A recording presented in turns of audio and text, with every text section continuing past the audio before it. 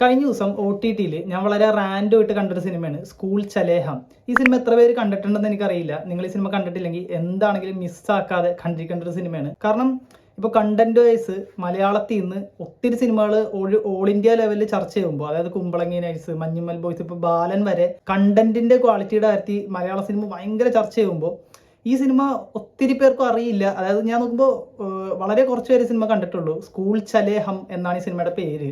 ഇത് ഞാൻ നോക്കുമ്പോൾ ഒരു ഇന്റർനാഷണൽ ലെവലിൽ വരെ ചർച്ച ചെയ്യാൻ അത്രയും ഡെപ്ത് ഉള്ള, അത്രയും സംഭവങ്ങളുള്ള ഒരു സിനിമയാണ്.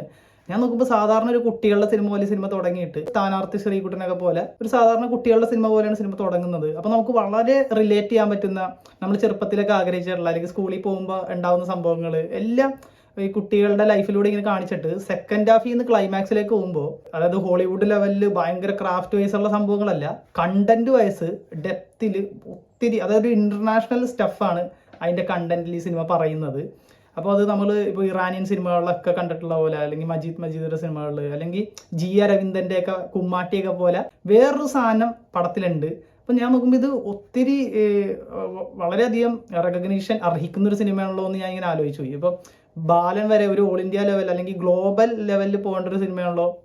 എനിക്ക് തോന്നുന്നത് ഏതോ ഫിലിം ഫെസ്റ്റിവലുകളിലൊക്കെ ഈ സിനിമ പോയിട്ടുണ്ട്. അപ്പോൾ നിങ്ങൾ ഈ സിനിമ കണ്ടിട്ടില്ലെങ്കിൽ എന്താണെങ്കിലും ഈ സിനിമ ചെക്കൗട്ട് ചെയ്ത് നോക്കുക. സ്കൂൾ ചലേഹം.